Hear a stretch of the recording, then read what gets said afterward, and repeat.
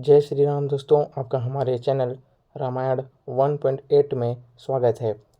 महाभारत केवल एक युद्ध की कथा नहीं है, बल्कि यह जीवन, धर्म, न्याय, नीति और कर्म फल के गूढ़ रहस्यों को उजागर करने वाला एक महाकाव्य है। इस युद्ध के नायक और नायिकाएं केवल योद्धा ही नहीं, बल्कि मानवीय संवेदनाओं और आदर्शों के प्रतीक भी हैं।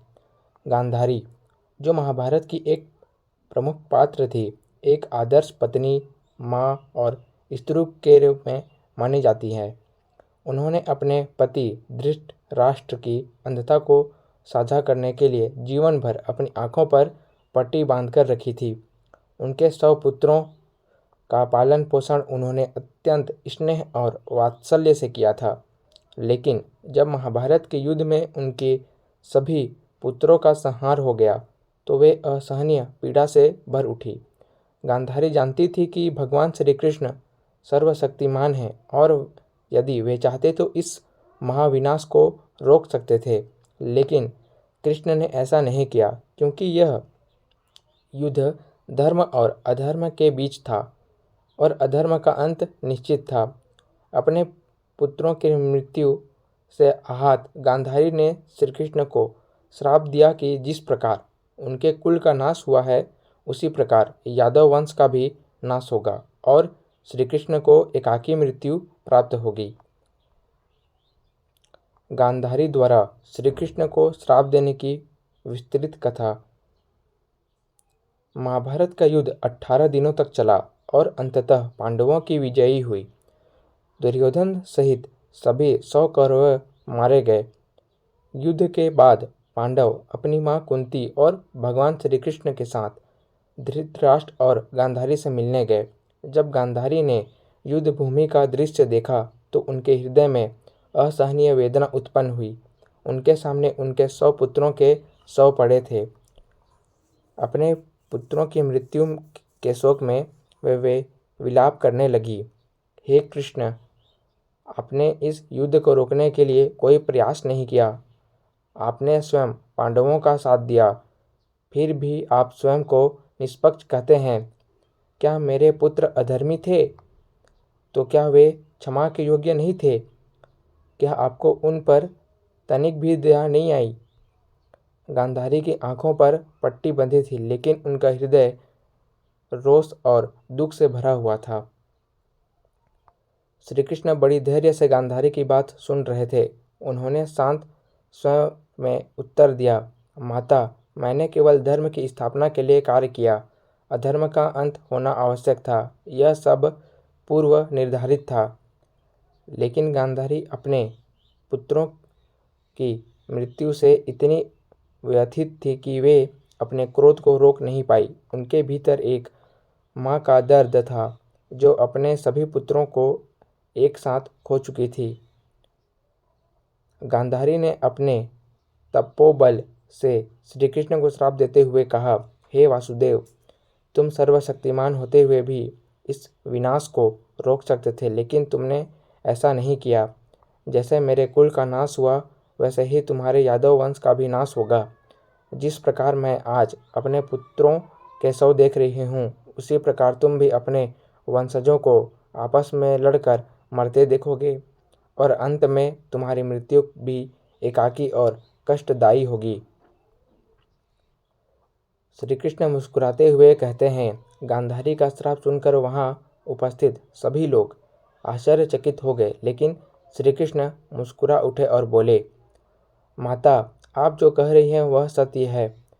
यह सब पहले से ही निर्धारित है। मेरे वंश का विनाश भी इसी प्रकार होगा और मैं भी इस संसार से विदा लूँगा।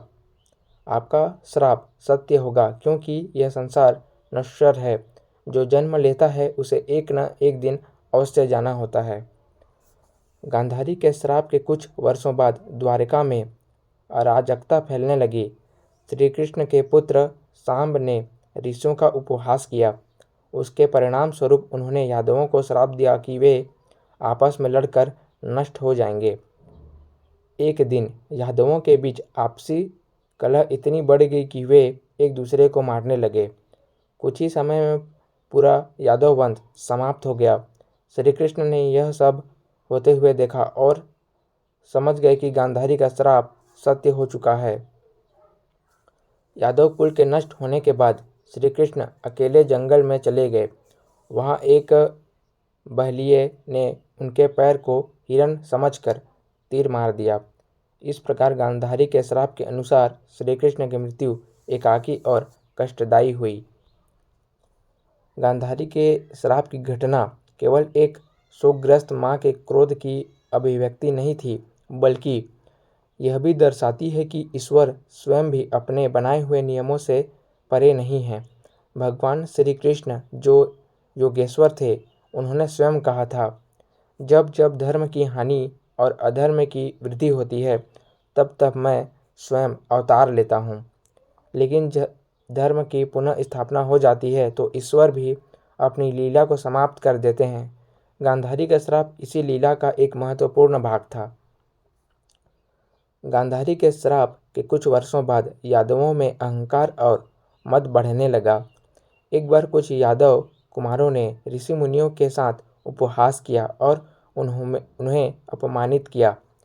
क्रोधित होकर ऋषियों ने श्राप दिया, तुम्हारा वंश आपस में लड़कर समाप्त हो जाएगा।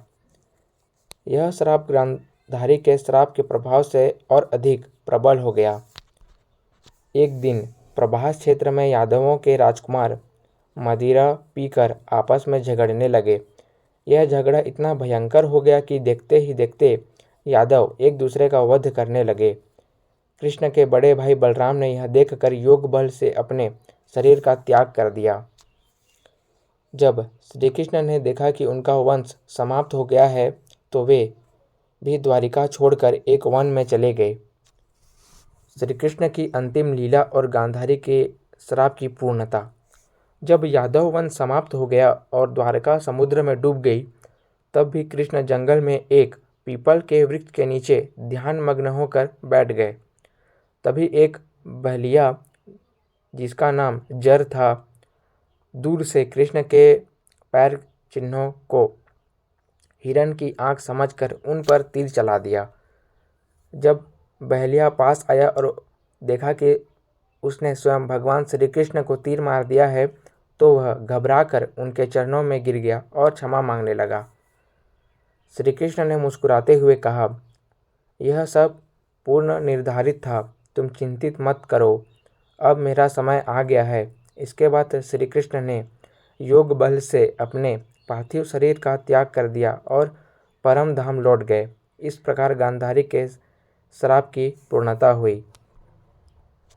गांधारी द्वारा श्री कृष्ण को दिया गया श्राप केवल एक घटना मात्र नहीं थी, बल्कि यह कई गहरे आध्यात्मिक और दार्शनिक संदेशों को प्रकट करता है।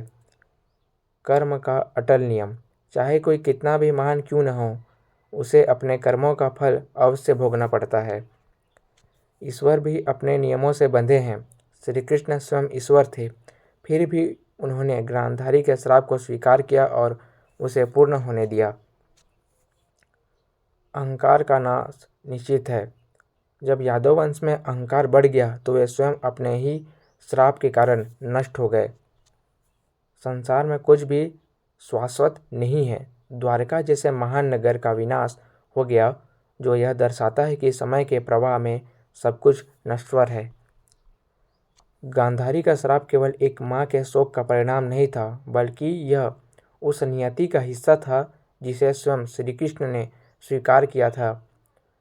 यह घटना महाभारत की सबसे महत्वपूर्ण शिक्षाओं में से एक है। अधर्म चाहे कितना भी शक्तिशाली क्यों न हो, उसका अंत निश्चित होता है, और जो जन्म लेता है उसे एक दिन इस संसार से जाना ही होता है। गांधारी और श्री कृष्ण की यह कथा हमें यह सिखाती है कि ईश्वर भी अपने स्वयं बनाए हुए नियमों के अनुसार ही कार्य करते हैं। इस संसार में जो कुछ भी होता है वह एक दिव्य योजना का हिस्सा होता है।